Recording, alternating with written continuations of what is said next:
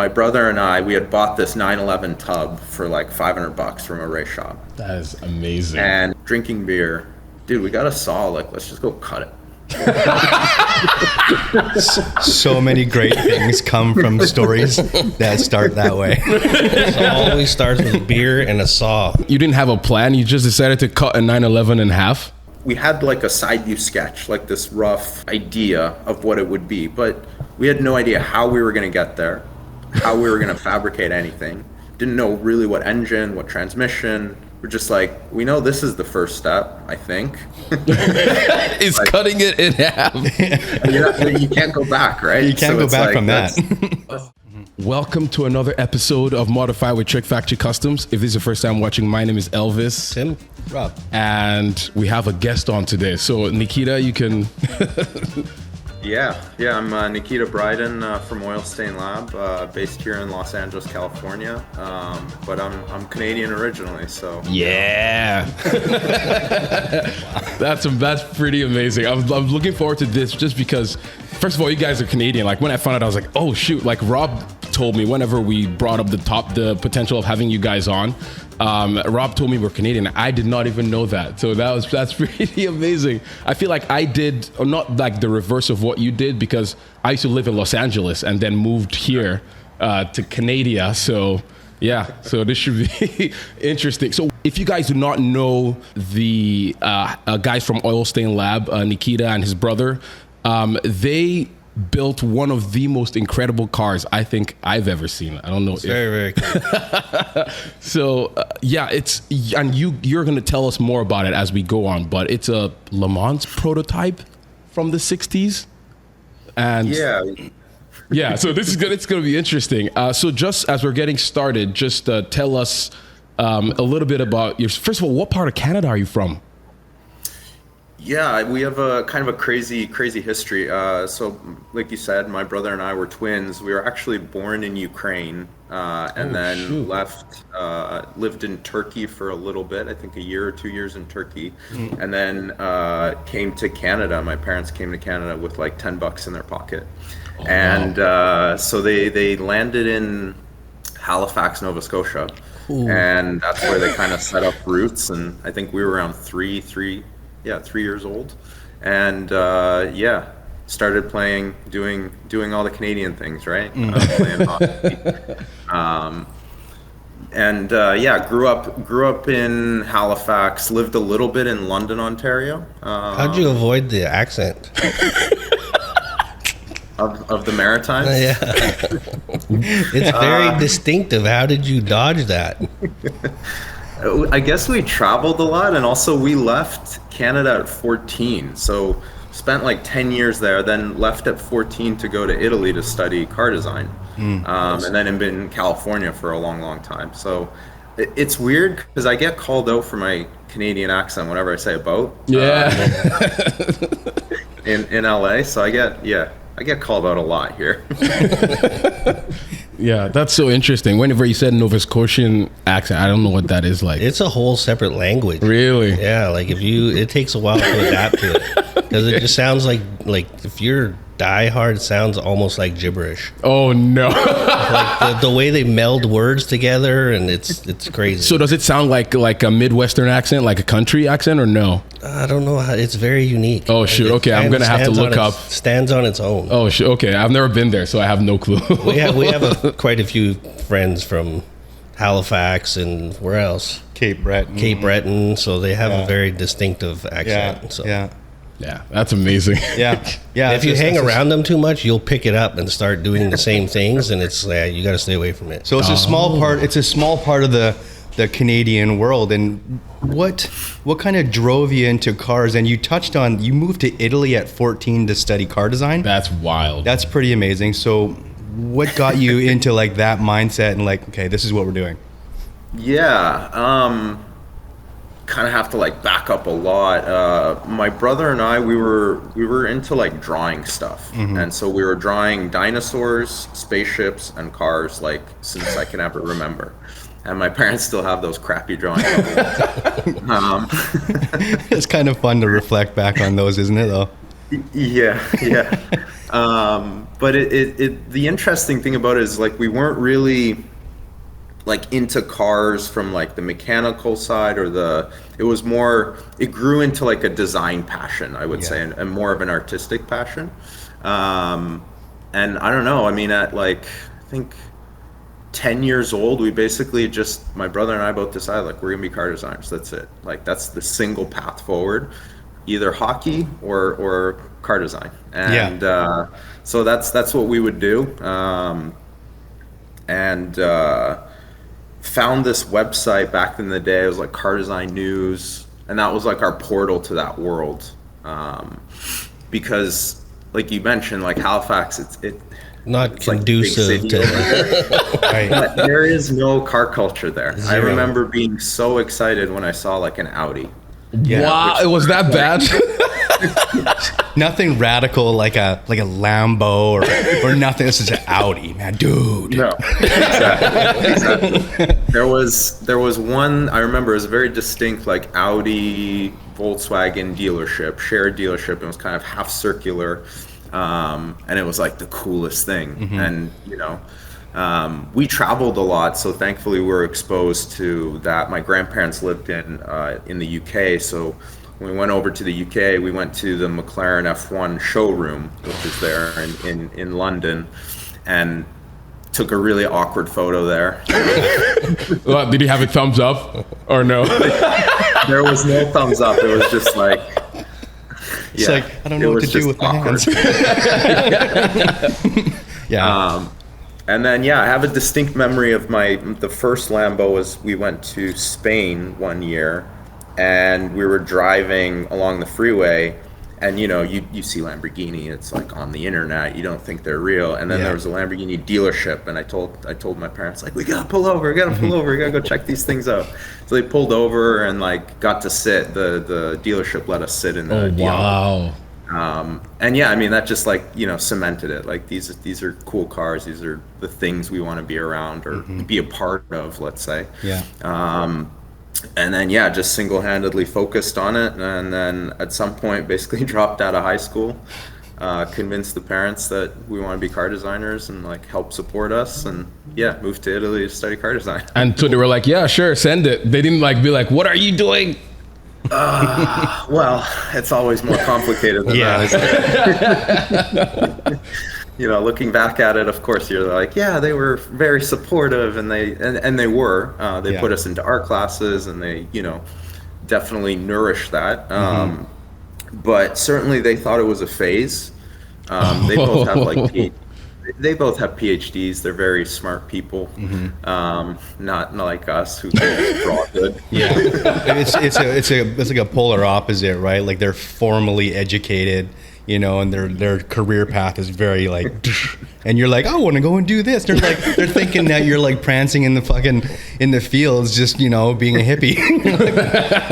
No, there's my mom's side has like a big military component to their family, and so they're very disciplined and regimented, and we're kind of the opposite of that, let's say. But there you apparently you gleaned some sort of like things from that parenting. I mean, you guys were single-minded in your passion towards pursuit of car design, and like that's pretty amazing. Like Tim and I, when we started Trick Factory, like right out of high school, it was the same kind of thing. Like, we want to build cars. What do we need to do to learn how to do that? And we just pursued that, and like it's a lifetime since. But I mean that's super admirable, man. I mean, they taught us that not necessarily everything is going to be like fun or the dream, right? Like there's a lot of crap you have to get through and a lot of skills you need to learn before like you can live that dream. And so they did a decent job, I would say. I would think so, because if you're that heavily invested in the discipline and the military side, and then to have a child that's a creative, that would be that's a pretty as a parent, that would be a difficult thing to kind of navigate. So the fact that they did support you coming from that specific background, that's pretty cool. That's huge. Because most of the time, if you have that sort of mindset, it's like this is it. Like, because I had the same thing with my parents. Is like, I want to go do this, and they're like, you're an idiot.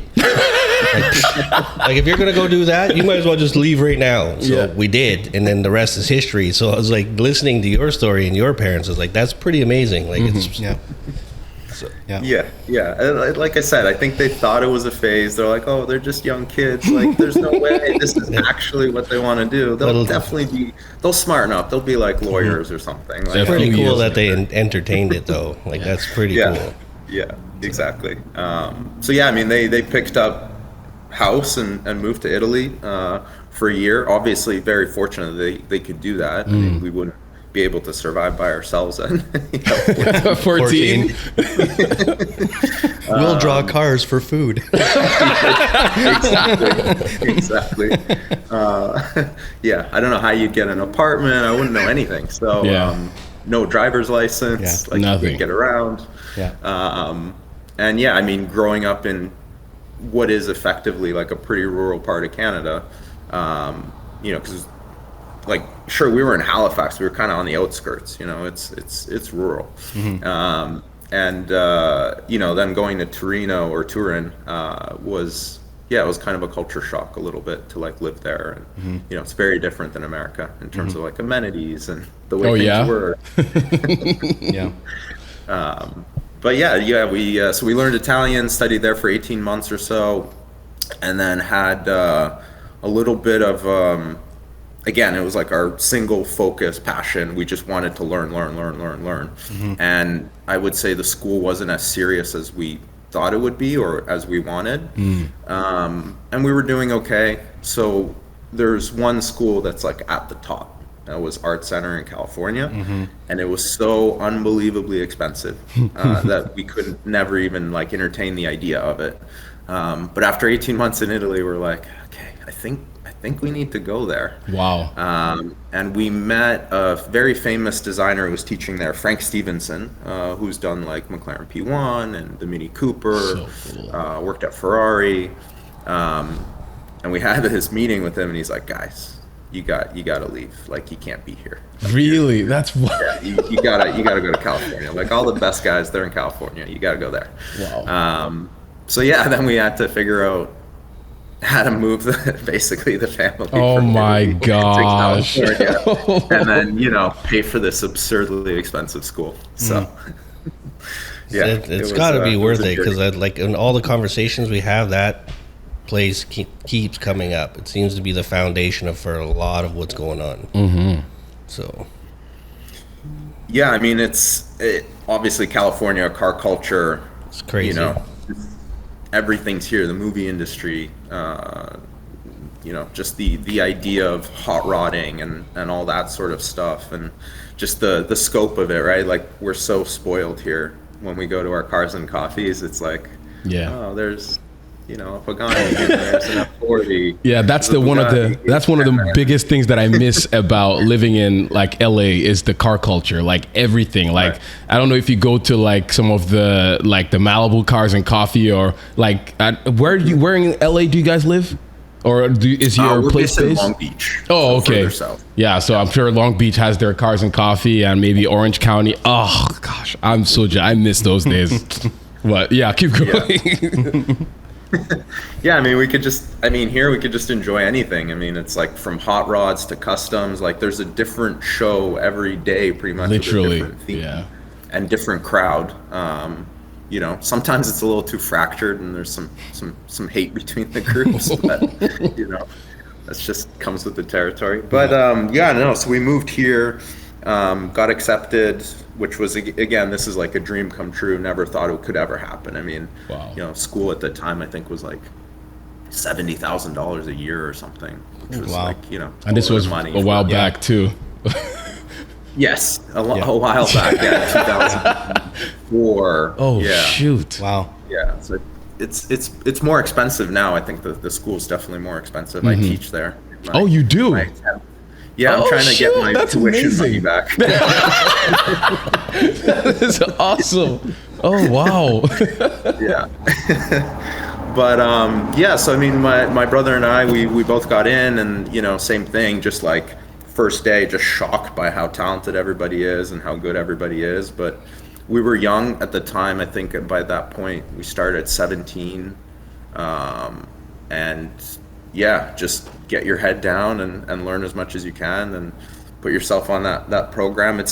Most art schools I think are a little bit easier, but Art Center is brutal. I mean, you're expected to stay up, pull all-nighters like once a week or something. The workload's insane. The competition's pretty insane.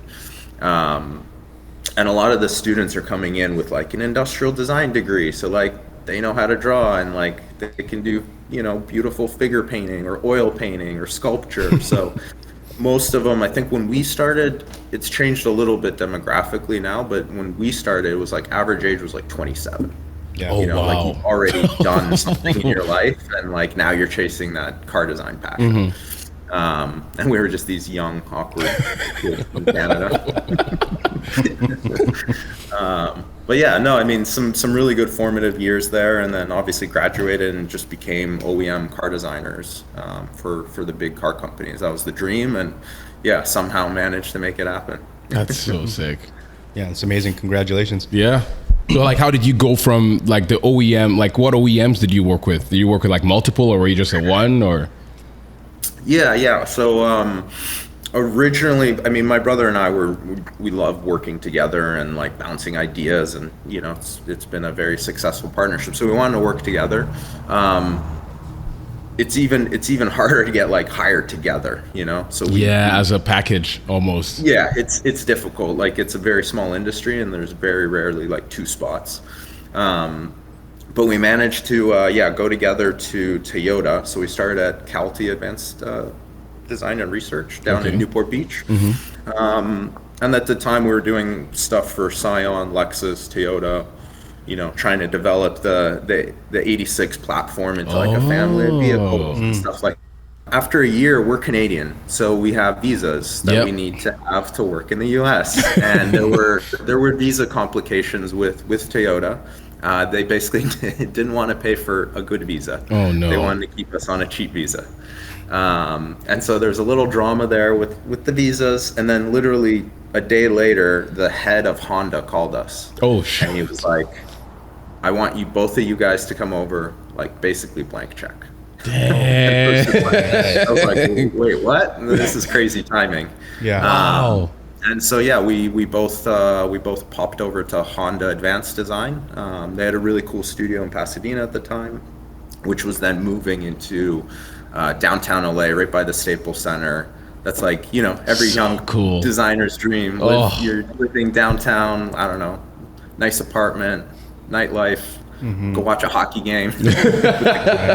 Even though I don't like the Kings. That's so cool. When the Canucks come in town, go watch them.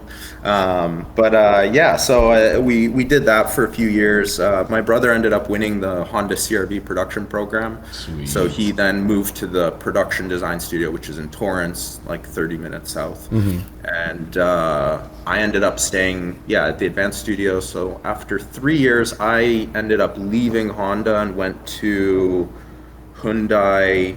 At the time, it was just Hyundai. Genesis was not a thing yet. And basically worked on what Genesis would be. And it was really interesting because at the time, Genesis wanted to be this V8 company. They're like, we're going to be performance V8. I'm like, I think we should be electric. So it was a weird time, and I actually just despised working there. So I quit after 4 months and moved to General Motors Advanced Studio, which is in North Hollywood, kind of Burbank area. Yeah, I used to live in North Hollywood. Nice. And then worked there for 4 years with one show car that came out eventually. It was the Cadillac Interspace. This gigantic thing, is like 7 meters long, 2 seats, no steering wheel. I think we had 28-inch rims on it. It was the most obnoxious thing, but it was like a return to what Cadillac used to be. Like those 60s sedans, proper American proportions. And then so after that, it was kind of like, okay, I've done the show car. It's like I've sort of there was nothing else in the OEM space that really had any interest. And then at that point you have to like start building a career and like becoming a manager or director or whatever, and that doesn't really appeal to me that much. So that's when like Oilstainlab became like a thing, and the 11 was our first project, but we really wanted Oilstainlab to be like our corporate exit pathway. And we knew it was going to take years and years to get there. So we started like slowly, passion project, still working as professional designers, but then, you know, making connections and getting out of that corporate space. So after GM, that's effectively what I did. I jumped out of the corporate space and started working with startups as like a freelance design consultant. And obviously building the 11 in our side sort of for fun, let's say on the weekends. Yeah. And then, kind of grown into what it is now. So cool. Like that's insane. Like it's such a big journey, and it's cool to see where you guys started from to where you guys are at now. And like even the journey in between of like working with so many OEMs, like that is wild. So it's pretty cool. What exactly is Oilstainlab? Is it a design studio primarily now or no? No longer now. Yeah, Okay. so the last 12 months things have changed. But to back it up, originally it started in 2011, 2012, right around that Honda Visa thing. Yep. And we started our own company, and very quickly within a week realized, shoot, we're not allowed to have a company. Oh, I didn't even think about that. Yeah. So we shut that thing down. We had like a website, we were registered, and we're like, oh crap, okay, shut it down. We don't want to get booted out of this thing. So it lay dormant until 2019, and then the original idea behind Oilstainlab was, again, it was this exit, but it was supposed to be like a team of people. It wasn't just my brother and I. It was kind of like almost anonymous. You know, it's not our last name. It's really more about like the community and the cool things that we could do. And obviously we had some ideas around art and events and stuff like that. But then everybody else kind of left. And then what my brother and I do really well is like design stuff. So we kind of, basically became this design consultancy. And it wasn't just cars. Like we did a lot of stuff, if you guys are familiar with Drive Coffee. So like all their labels are pretty much illustrated by my brother. That's so cool. It was anything related with cars and art and like branding, and how can we make the most mundane, simple things like cool and attractive to people. So awesome. And also our passion, you know, for art and doing cool stuff. And then the 11, obviously that entire project, I mean, it could go on and on and on about all the things that it's done and doors and connections that it's opened. But effectively that project has matured to the point where the next 12 months or so we become an automotive manufacturer. No like a very way. small boutique manufacturer.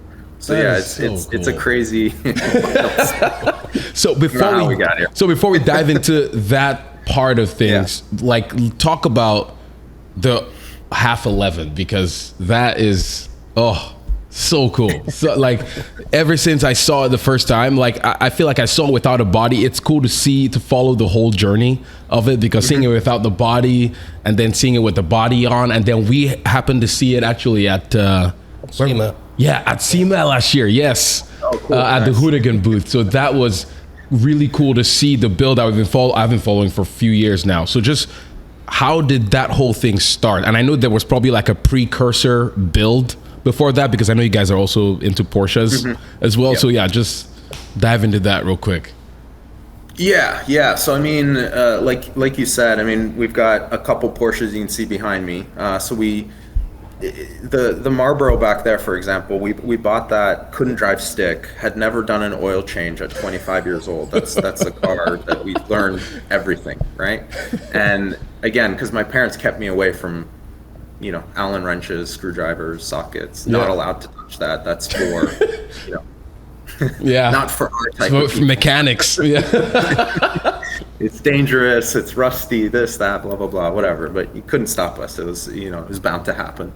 And so, yeah, so you don't just like build your own car in a way. Like you obviously have to build up, and, getting frustrated with basically Porsche mechanics here in the LA area, started doing more and more, fixing things, taking things apart, figuring out, like I literally didn't know how an engine worked until I was probably like 28. And, That's wild. I'm a car designer at that point. I was like, I have no idea what a camshaft is. Like, I don't. You just knew it just moved. You started a car, it went, that was it. Exactly. So there was a big learning process on sort of the mechanical side. And then, eventually ended up taking one 911 down to a bare metal tub, rebuilding it as like an RSR tribute. Wow. So obviously you touch every little piece, you learn about every piece, you learn how to assemble it, proper procedures, torquing, stuff like that. And all of that actually changes the way you like think about design and the way you approach, design and your projects and even the OEM stuff. So all of that's happening, and then obviously we start Oilstainlab. We want to create a project that, like, we're obsessed with 1960s Can-Am, 1970s Can-Am. Probably will never be able to afford like a 330 P4 or a 917 original, right? So originally we're like, hey, can we maybe build a replica? But that kind of goes against everything we sort of stand for in a way. Like, I understand it, it's cool, but it's like, if it's not real, it's just not real. So like, let's do something different. Let's build into this space, like, and kind of become part of it and add to it instead of just like, stealing from it in a way. And so we came up with this idea of like fake history, an alternate history.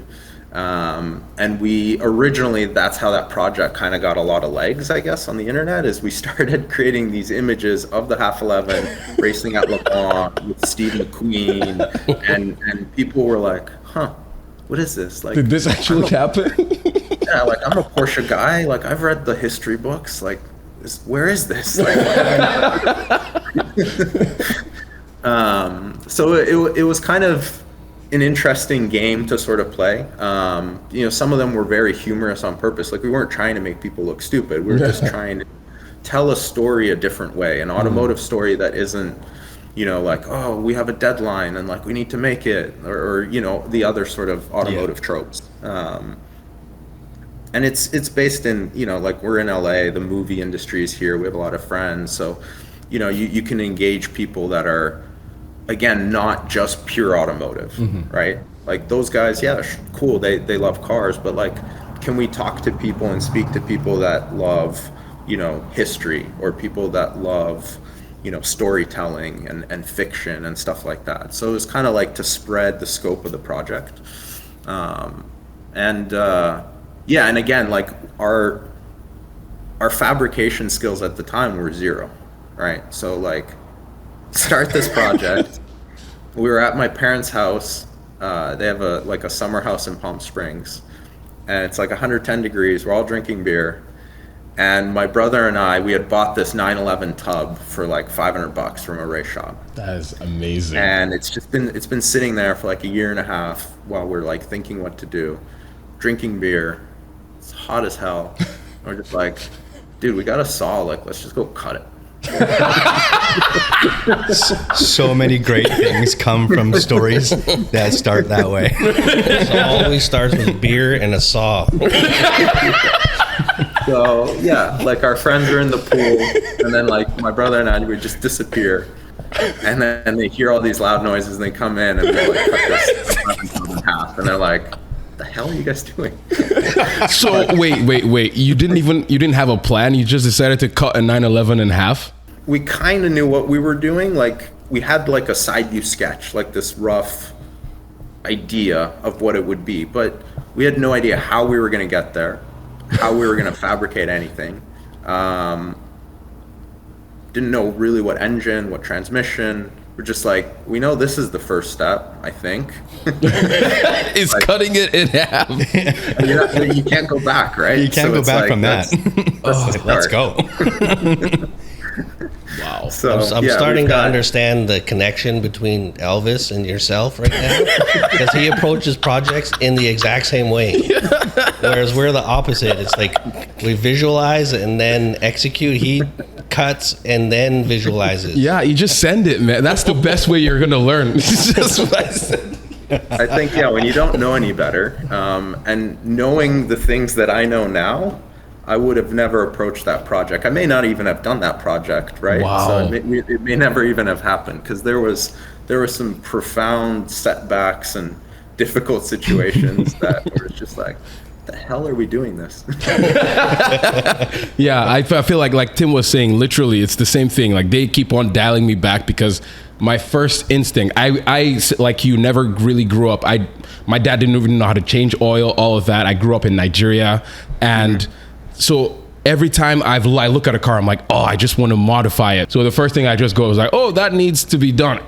Just cut the whole thing and then figure it out afterwards, which is probably not the best way. So they've like kind of like tamed me a little bit. I mean, there's something to be said about the full send mentality, because you're like, okay, well, I guess we're in it now. So what choice do you have other than to move forward? Yeah, I mean, you can throw it out, but I think that's where the discipline part comes in, is seeing it through to the end. So many of them is it ends at the cutting, and then you just Yeah. That's the easy part. The That's easy the part easy was the part, cutting. yeah. yes. the putting it back together is the hard part.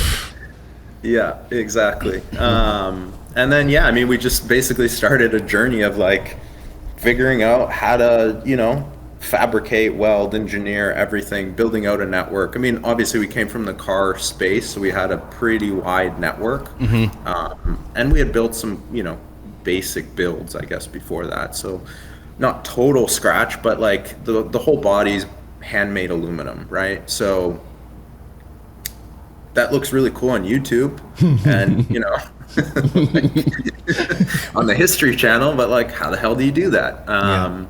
And so we managed to get in touch with a guy called Jake down in San Diego and took a metal shaping class with him. Wow. And then that grew into basically working with him to build the entire body. So whenever there was a long weekend, a holiday, something, we'd go down there, basically live down there for 4 days and metal shape stuff. That's so cool. And again, you just do it and you learn. And of course, there's things that you could do better later on, but you either redo them or you do your best to fix it. Yeah.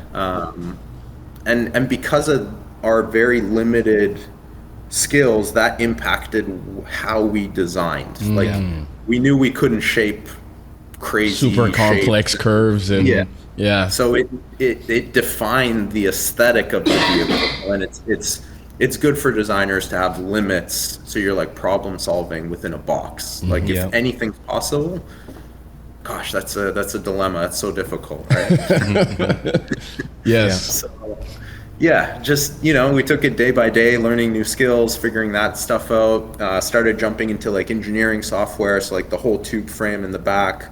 I think I created something like 35 different variations. Oh my gosh. Then running it through FEA analysis, like putting force through it, twisting it, see what happens. I have no real engineering background. Like, you can kind of look at things and be like, okay, I get it. But I remember like figuring out what a dead tube is and like how you shouldn't do that. But everything on that project, we would also engage with an expert. So I would get it to like what I thought was 90%, but for proper engineer, that was probably like 5%. That's amazing. So we would then, like for example, the tube frame would then go to Joe Scarbo at Scarbo Engineering. He would then go through it all. He would ruin my aesthetics. It would look so ugly afterwards, and I was like, Joe, we can't. Because it was just engineered. It wasn't like exactly. And so then you've got the back and forth and. So I mean, with Joe, we've got like a really nice partnership as well. Like we ended up doing Pegasus together with him and cool. A few other things. So, good friend. But it all started way back with like really crappy tube data. The classic clash of designer against the engineer. Yeah. There was one in particular that he made his change, and I was like, that's so bad. It looks terrible. Like, we're not going to build that. And he's like, well, that's the only way you're going to have room to get a tool so you can actually attach it to your, to the main chassis. And I was like, good point. oh, okay. Yeah. I guess it's a sacrifice worth making. Yeah. That's so awesome. And so, like, as the build went on, like, what challenges did you have? Because even at the shop here, even though like we've been building cars for they've been building cars for a very long time, but you still encounter a lot of challenges, and you've mentioned some of them. But did all of the things that you were trying to design in like CAD, after everything, even making the body and all of that, did you encounter any more like challenges along the way, like melding everything together, or no? Honestly, the challenges were less about the actual, because we worked with such talented people, like with Joe, and then another guy, Riley.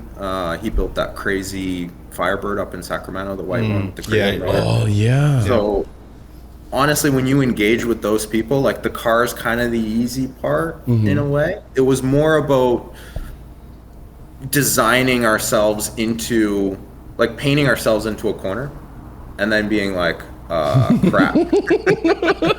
Yeah. So like one great example is the steering system. So we really wanted to stick with the stock sort of 911 steering rack, suspension, everything, because that's kind of part of the whole half 11 concept, let's say. We didn't want to go tube there. And because of that, we moved the driver's seat forward 6 inches. We lowered the dashboard 4 inches. And that basically created a situation where the steering column, there was no way it was going to get back to the steering rack. And so we're sitting there and we're like trying to figure this out. And I'm like, what the hell do we do? It's like, you can't run like 32 U-joints. You can. I've seen it done. Well, our car, it's very important for our car that it's the function good and somewhat fast. But yeah, I've seen steering racks that you do 90 degrees of turn, nothing happens. And they start turning. So for us, it was this crazy dilemma. And then I think it was Riley who found this piece. They use it mostly in off-road racing. It transfers the steering column in a vertical direction down. It's kind of like a chain drive thing. Yeah. And so we were like, okay, cool. And we used it actually to transfer it horizontally into the center of the car and then drive that.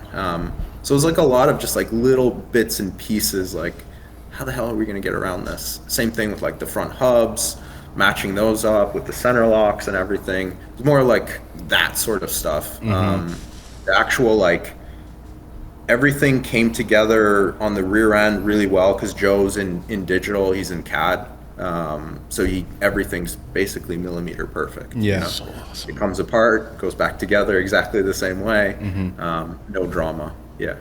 That's so sick. Painting yourself into a corner, building yourself. I feel like we've talked about that, but it's interesting because I feel like with your Evo, didn't you have to do some of that? I mean, you use like an LS 600 subframe, right? Right.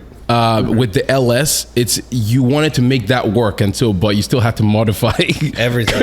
everything. So you lock onto one thing, and then everything beyond it is just, it's still going. Like it hasn't stopped. Like we built that car almost 5 years ago, and we're still changing and developing, and because the expectations of it keep growing. Like it's like, okay, we just needed to do this. Then once it did that, it's like, okay, well, maybe we should try to make it do this. So then, like, it's this evolution. It's getting better and better and better. And to say evolution is kind of funny based on what it is, but it hasn't stopped. And it's forced us to make. And then in the interim, we brought in CAD and 3D scanning and all these kind of things, which opens up an entirely new realm of things. And then now we're redoing things, and it's like it just keeps going and going and going. So but it's pretty cool. It's fun. Like but everyone thinks it's done, and to a lot of people, like, man, this thing's sick, and it's like, nope, it does not drive. It doesn't drive the way it should drive, and now we got to change this and evolve this, and it's like, I don't know where it's going to end, but it's a pretty exciting process. Like, it just keeps going. So Yeah. Yeah, it's kind of like, like how you guys were, you took your metal shaping classes and you were learning like engineering software and all that. Like once you sort of start getting into like learning something new, the process never ends. Like you're always learning something new. And like once you get through the project, so like now you're half 11, it's a fully functioning car, and you're thinking, okay, well, what's next? And you look back at the half 11 or anything that you've ever built, and you're like, oh, there's so many ways that I can improve on that now because your skill set has evolved. And like, so that's what we notice all the time, and the Evo is one of those examples. You're gonna try to produce you're gonna do like a limited run production on half 11, is that right? Yes. That's cool. Yes. So when you look at the OG half 11, do you have ideas that you're going to move towards in the limited run, that you're going to change a few things here and there, or is it pretty much just dialed, just keep it, this is it, it's going full steam ahead? Well, I'll start first of all at the half 11, like totally echo what you guys are talking about. Like I thought that car would be done, and somehow it just keeps always evolving, and we keep fixing things. Even for Goodwood, we added an entire new front subframe to it, new steering components, a bunch of stuff, just because it's like, well, it's going there, can't we just make it a little better? It should be a little better when it goes there, right? But in terms of its connection to the new car, it's fundamentally zero. There is no carryover. The only thing it's sort of the same spirit, but it's very much more so of what we do in the OEM space. So it's a bespoke carbon fiber tub that's being developed in Europe, and it's flat six powered. So that much, wow! That much I can say. But yeah, I mean, we've been teasing it on Instagram. It's a very different space in terms of like the market and positioning and everything. Again, the half 11 original car, we built it to kind of like a tribute to the 60s, but it was supposed to be a very visceral, very intense, scary car. And that's what it is. Yeah. That's not a great commercial. So yeah, the new car has like air conditioning, it has windshield wipers, it has real doors. It's a sort of a proper modern supercar thing, I guess. Probably going to be unveiling it a little after Car Week, so that's when it'll go live. But yeah, it's been 36 months of a global team like developing it. It's very different than half 11. Like the process, like you were talking about, no plan and just cutting it. Half 11 is very different than the new car. Yeah, no, it's interesting to see. It is like the genesis of what you guys are going to be building to, and so in this new car, I don't know again if you're allowed to or if you're able to reveal more, and because of NDAs and things, but like, are you still utilizing the 911 like subframes, or you said you did change it in the half 11? Is it going to be the same one that's going to production car, or no? No, so production car is entirely bespoke. So carbon tub, carbon chassis monocoque, sort of safety cell, and then yeah, everything is our own. That's so insane. We're really looking forward to seeing that come to life. Yeah, that's so amazing. Sick. Your guys' design aesthetic and the whole story of it all, it's awesome to hear. It's awesome to follow, and I think we're all looking forward to seeing where you guys are going for sure. Yeah. And then the new body as well, is that going to be also like carbon fiber, or like for the production ones, or is it still going to be steel, or a mix of materials? The new car is full carbon. Oh, everything. Okay. But the dream is for one of the clients to do an aluminum body. Yeah. I think, yeah, so it'd be like the carbon tub underneath, everything modern, but still it's just a handmade aluminum body. It's just so beautiful and has so much character. Yeah. Yes, it takes a long time. Yes, it's expensive. But God damn, it's so cool. Yeah, it really is. Yeah. There's nothing like metal work, like just shaping it yourself, hand making. It is going to be a lot of work, but I think it would be really cool to see that too. I think paint ruins a lot of metal-shaped bodies. Paint? Yeah. How We've so? literally taken things to shows in bare metal, and the response is always crazy. Oh. And then when you paint it, you're like, man, we should have just left it alone, because it does. It has like a soul. It's amazing. Like you can feel it, and then as soon as you paint it, it just. Yeah. Yeah, That's true. pretty interesting. So, like, are you going to ever paint the 1/11, or are you just going to leave it as it is? No. So I mean, we part of it is like when we were making that, we didn't really know what we were doing, and so one of the main problems on that aluminum body is the filler rod is too hard, and so as the panels move, it basically creates creases where all the filler rod is, and so. If you painted it, I'm pretty sure it would just like crack off pretty quick. Yeah.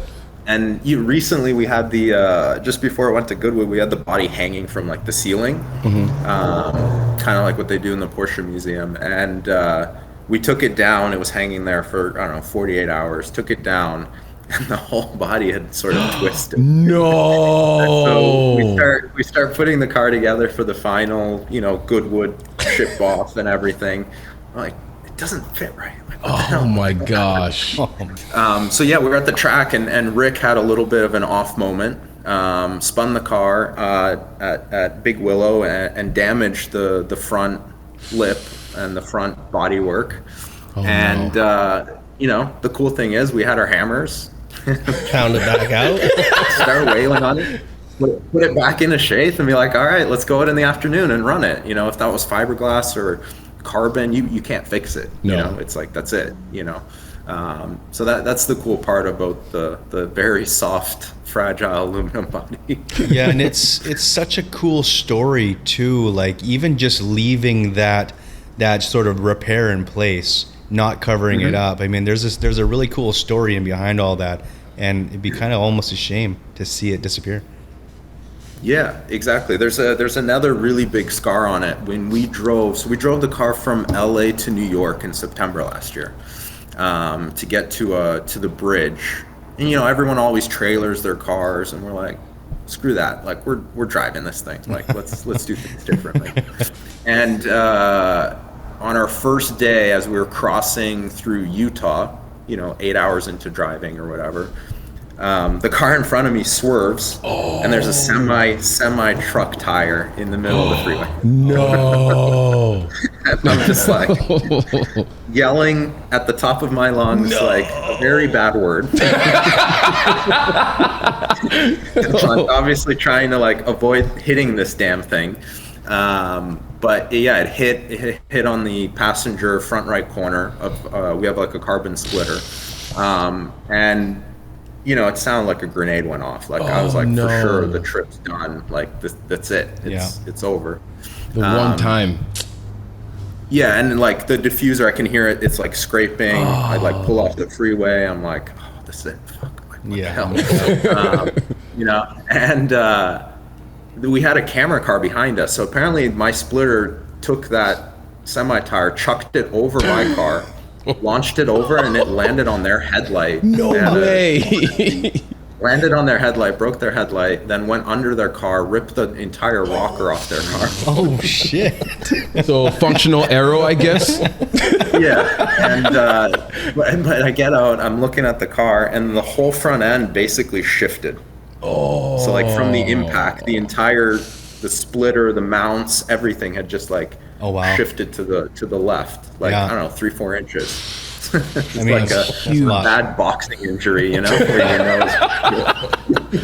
Oh no. So again, yeah, I mean, in the parking lot, we basically took the mounts out, started beating them on the curb to like get them back into shape. Redid the mounts, took like the whole front end, like 3 of us were pulling on it, like yanked it back into place. It's still a little asymmetrical, but it's like, yeah, we fixed it. Yeah. It's a start. Yeah, story to tell. Yeah. Oh, that's so crazy. Yeah, that's wild. So those are like the cool memories that kind of like I'm not saying it's the 1960s Le Mans, but it's kind of like, okay, that's It's kind of- something a race car driver would do back in the day, right? That's exactly right. Fix it on the side of the road. It's fine. By whatever means necessary, right? Yeah. You know? Yeah. And so, like, besides like the half 11, are there any other projects that you want to do after this, or have you started thinking about that yet, or is the production of the half 11 just occupying your whole? Yeah. Yeah, so this new car, we call it the no excuses car. So Nice. it's just everything we've learned, everything we know, the best way to do it, no excuses. Like, you can't have an excuse that you don't know how to do something. Go find someone that knows how to do it. So that's fundamentally, for the last 24 months, that's been single focus. That's it. So yeah, very much back to like those days when we wanted to be a car designer. That's it. Yeah. It's the Yeah. same thing. No distractions, except for, you know, half 11, all the fun we have with it, you know, going to ice race and stuff like that. Yeah, it's like you only get one chance to really do that sort of type project, and you don't want to screw it up. And yeah, it's a dream come true, working obviously with my brother very closely on it. And As a car designer, it must be, that's, to end up with your own car has got to be like the pinnacle of it.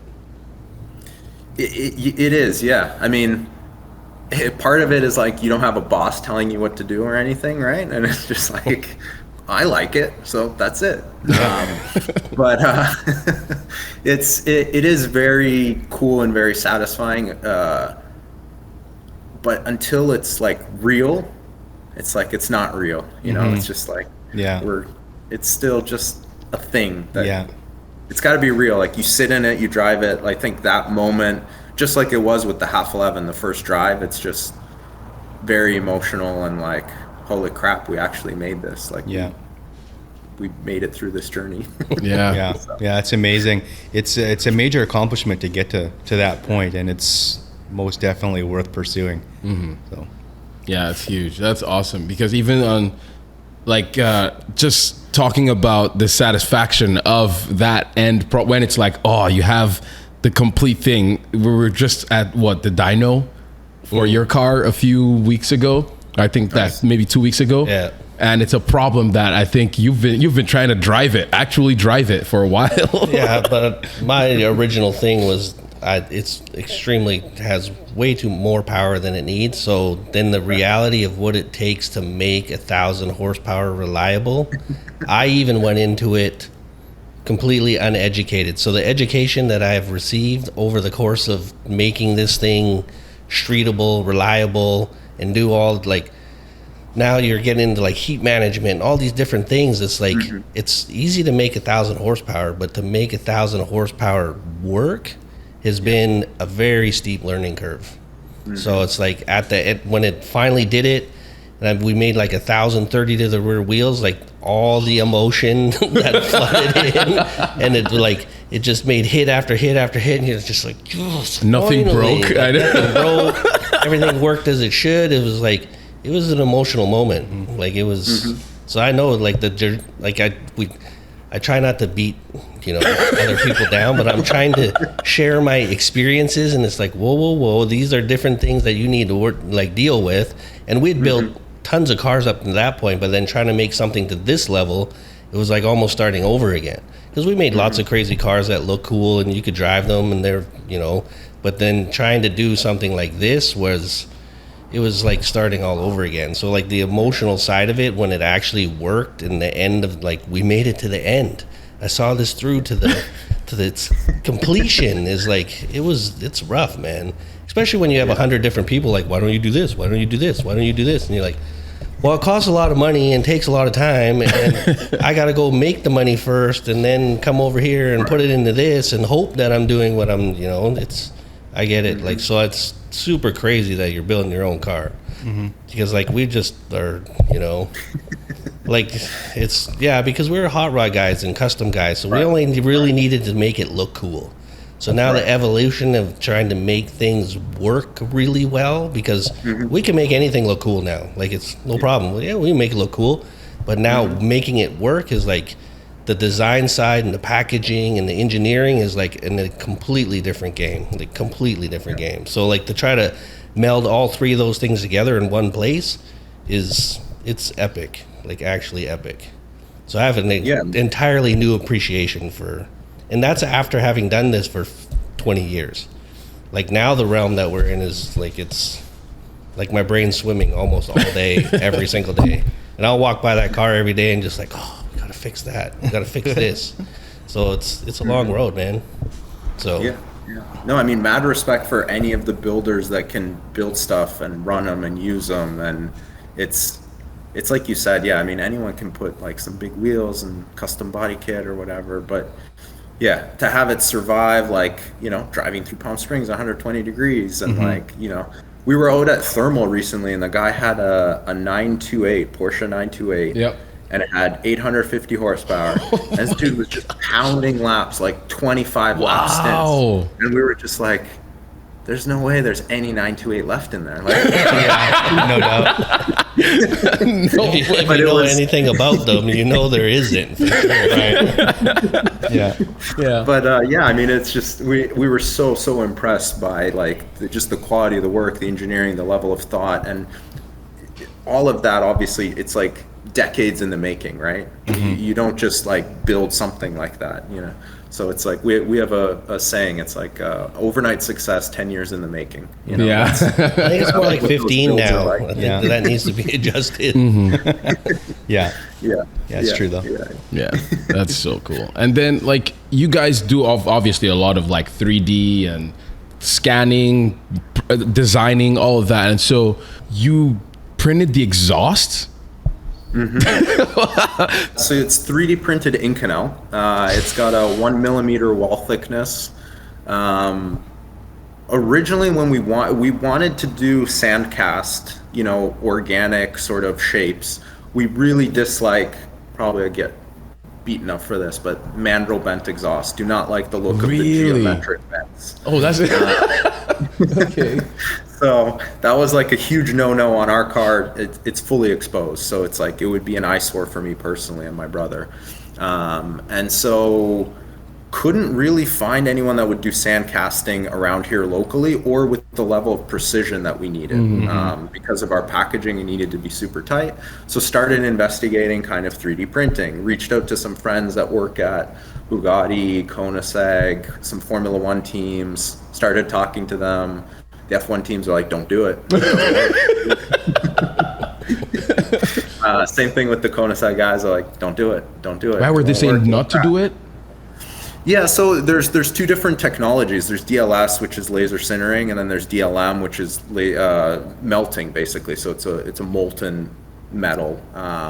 DLM at the time was just sort of coming on board. I think at the time we made our exhaust, there were 2 machines in the US, something like that. Wow. And they're primarily, the person who made it for us, or the company, they're primarily, you know, national defense, space,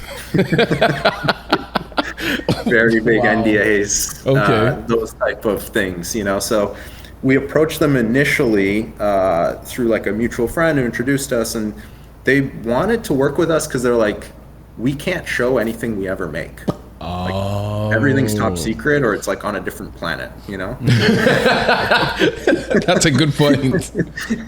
And so also like, we don't need to sign a 1-inch thick contract full of like terms and everything and like what we can show and not. So we're like, yeah, cool, let's do it. So we worked it out. It's extraordinarily expensive. They cut us a deal. But it is something that's really become like a hallmark of that car, and the noise it makes and everything is pretty special. But I was gonna say the one standout in the entire car is that I went to Rob with. I was like, dude, you got to see this. Look what they did. Like, I can't even imagine what that cost, but it's sick. Yeah, and then it took like 18 months, start to finish, to figure out basically how to make them equal length fully. Also, from a modeling point of view, if you guys got a chance to maybe see it, it starts off as a D-shaped port at the exhaust, and by the time it gets to the merge collector, it's a perfect circle. So it's got a variable section all the way through. It's not tubular. And then each section had to be cut up so that there was no support material when they're building it. So there's a lot of angle and geometry issues that you need to work out. And then obviously you need to locate and when you're welding them. So each one is like in there's little type that's like 3D printed into it with little alignment marks and stuff. Cool. It's cool. Yeah, it's a pretty trick little piece. No doubt. Wow. So was that the part of the car that took the most time? Yeah, I would say so. That took, like I said, start to finish about 18 months from kind of the initial idea. Crazy. And then of course you have to go back and forth with engineering on the tubes and the engine peripherals. You don't want to hit anything or get too close to anything. So you're constantly adjusting stuff. The most frustrating part was probably our engine, which is, it's an LS base, should be easy, but I know, yeah, you would think. We had a lot of valve issues at the high RPM, like at 8,500. What kind of valve issues? We were making like microscopic contact with the rocker arms on top of the valve covers. Oh wow! And we were blowing the gaskets, but like no one was really looking at that part. Everyone was like, "Look, like why are we blowing gaskets? It should be vacuum. Like what the hell?" Eventually, like, we're just at a racetrack, like dremeling the valve covers. real professional. Just like this is 60s race car stuff, Yeah, right? exactly. Hey man, figure it out. The story continues. Yeah. Just staying true to it. Yeah, you would never think that would be an issue you'd have with an LS platform, but No. I mean, Because it had been on the dyno like 3 times before that, the builder, everybody. But every time we went to the track, for some reason, the gaskets would start leaking and basically pouring oil, and we're just like, this makes no Crazy. sense. Like, Yeah. what's going on? yeah, no doubt. And is it like is it a just run of the mill LS, or was it like fully built? It's fully built, yeah. So it runs on pump gas, but I believe it's an LS1 block, and then it's been sleeved. It's got a really big bore. I don't remember the exact numbers, but it's over square. So okay. the bore is significantly larger than the stroke. It's around 5.7 liters. Okay. And then, we got the ITBs on top, and then we've got the daily dry sump stage 4 or 5 or something. Is that the same thing you have on your car? Yeah. Yeah. Yeah, it's a nice product. Yeah. So, I mean, we didn't need a lot of power. We were 1,800 pounds, fully wet, so 650 horse. Yeah. Terrifying. Yeah. That's crazy. Yeah, that's got to feel really significant in a car like that. Like, too oftentimes, like, people will talk about these 4-digit numbers, and it's like, man, you don't need that. 650 horsepower, 1,800, pounds that's a significant ratio. Yeah. And so sorry, keep going. I was just going to say, like, with power, I feel like you can get used to power. Like, it corrupts, basically. Power definitely corrupts. But, like, weight is something you can never really get used to. Like, any car you get out of and you go sit in that car, it's just like a shifter cart. It's so lightweight. Yeah. It's great. I wish I could drive it every day. That's what I was going to ask you. Like, what does it feel? Because I'm sure you have a lot of experience driving so many other cars. And so what does it feel like to drive? Yeah, I mean, I think honestly the best description is like a big shifter cart. I've never driven a vintage Can-Am car, but part of us getting Rick Knoop in there was he's driven and he sets them up for the rich guys that own them. We wanted his opinion, like, does it actually feel like a Can-Am car? And after 2 days, we rented out Big Willow. He was like, his exact comments were, it's got the power of a Can-Am car, but it's got the turn-in and braking of a Formula car. That's a good combination to have. I think you nailed it. That's insane. I'll take that. Yeah. Wow. To win. Does it have any what ECU are you running? Does it have any aids or no? Like No traction aids, control? no. aids. Oh wow. No weights, no. 60s Honestly, race car. True. You can drive it very gently at 2,000 RPM, 5th gear, and it's like just a little like puppy dog that's not going to hurt you in any way, shape, or form. And then you can rip on it, but I still feel like it's very knock on wood here. But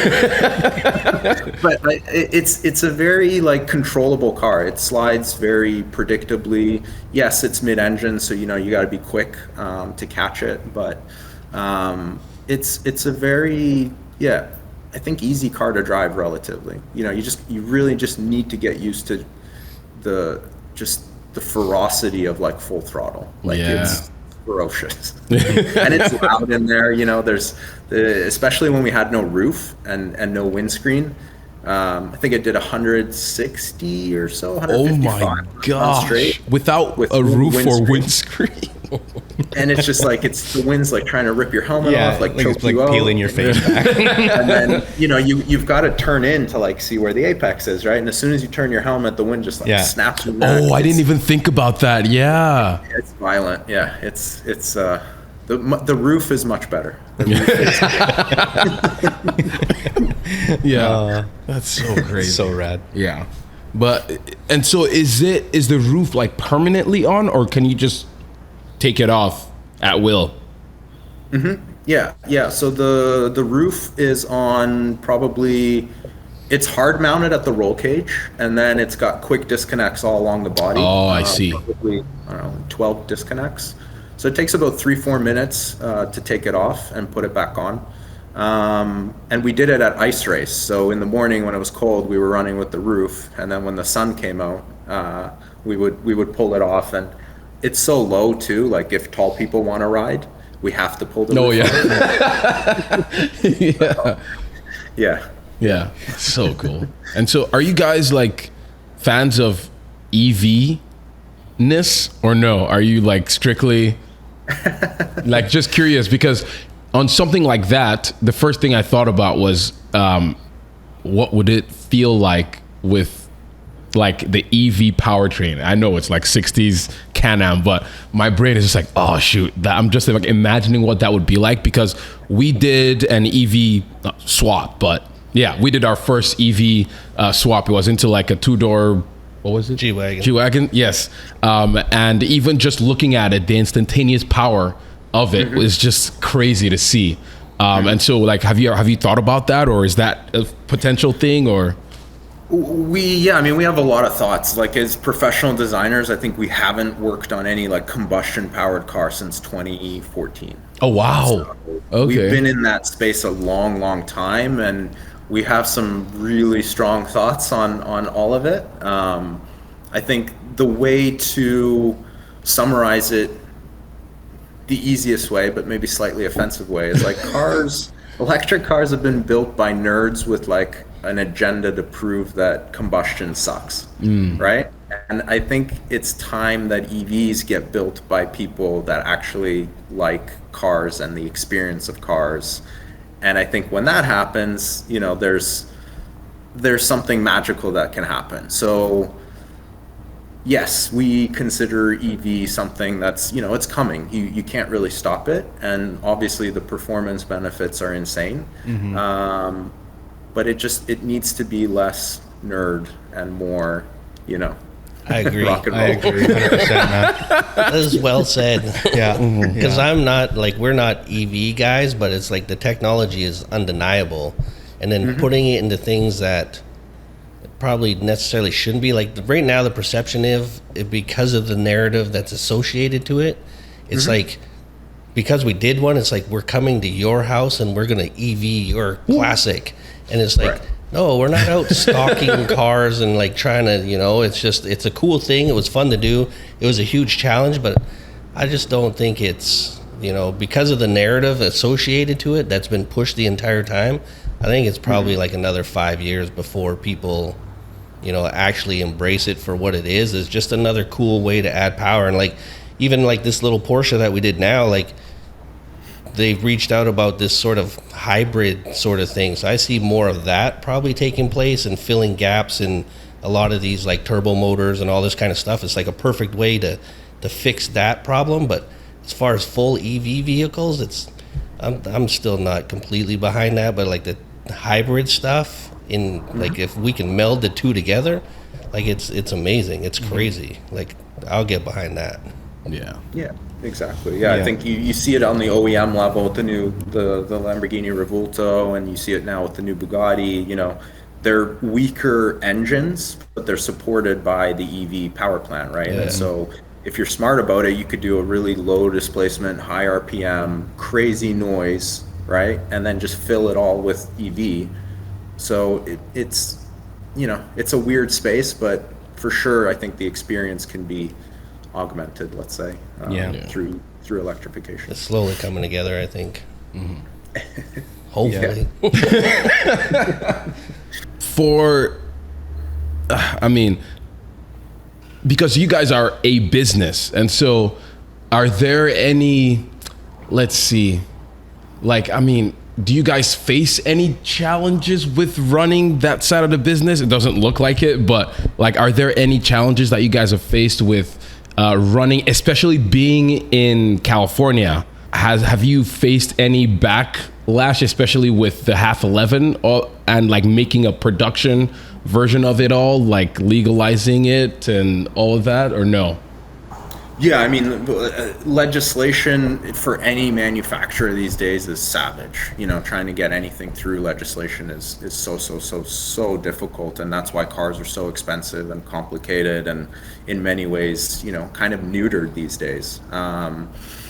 So yeah, it's definitely sad. I think you know, that's why you see more and more of these track specials being built from all the companies. And yeah, of course, California has its reputation for a reason.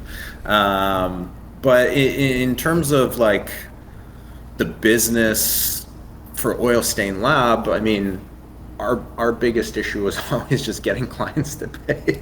Yeah. It seems to be a common thread, no matter who we talk to. And it's, that's a challenge always. And it sort of sucks a lot of the fun out of it. And you spend too much time trying to do it. Yes, exactly. And, you know, I think for us, you know, Oilstainlab was always a passion thing. So it was like, it's never like, it's just frustrating that it has to end up where you're chasing a client. And, you know, some of these people have, you know, incredible pockets. And it's like, it's probably the reason they're not paying is because it's such a small amount relative to their yearly. Yeah. Well, if you just forget, it's like it's not a big deal, but it's like it's a big deal to me, man. Exactly. So, but yeah, I mean, you know, I think being Canadian, we're somewhat, you know, nice about it, and like, hey, but I mean, well, you still have to, you have overhead and all these things that you have to pay. So yeah, we just had, you know, there's been a few times where we've just had to walk away, and you know, you just don't get paid, you know, and that's that. No, I don't have that in me. No.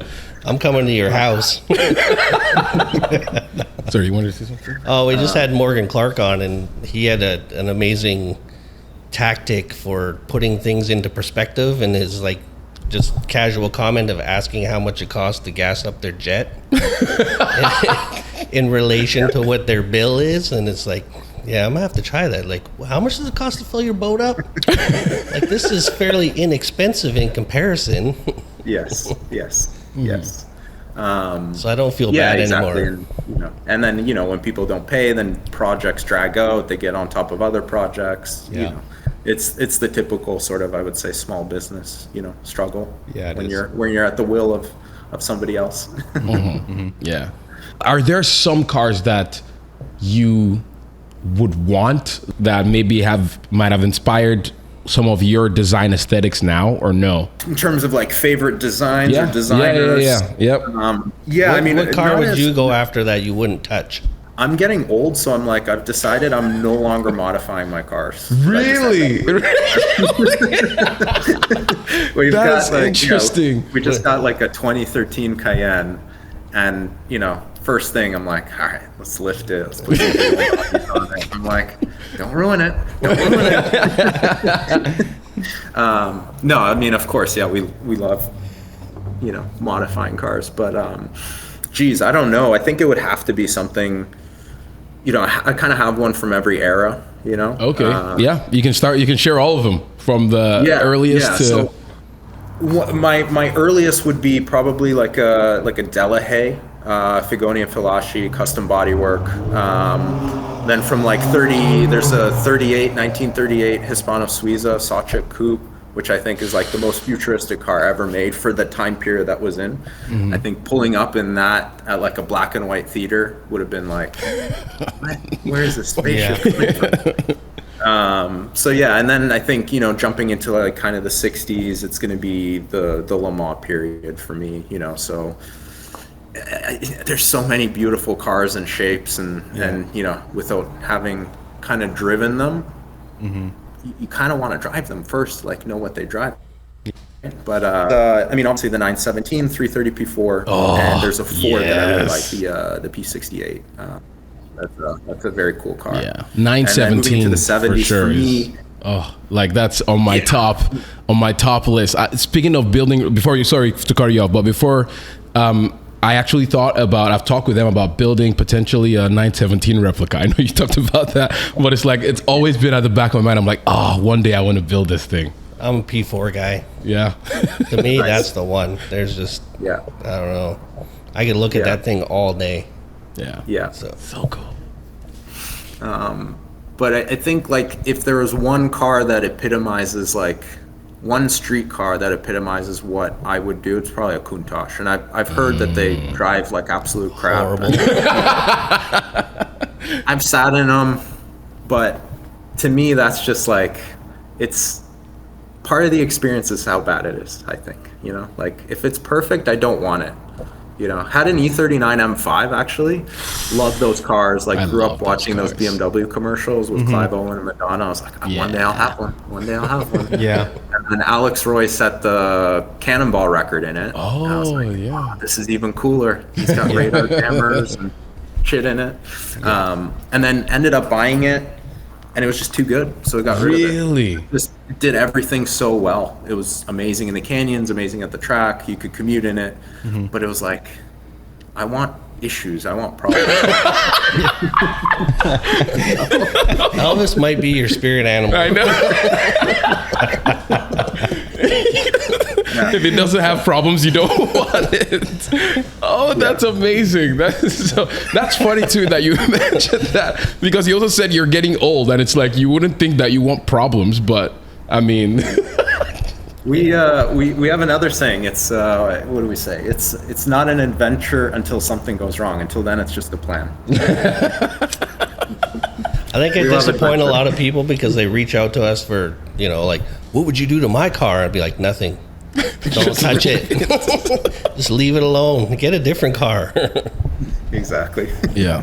So I think I'm starting to show my age too. Because now when you see like a mint M5 on the perfect, you know, wheels, and it's totally stock and it's fresh and it's clean, you're like, damn, that's nice. Sick. Whereas like 15 years ago, it's like, we can cut this off and we can change this, and Wide body.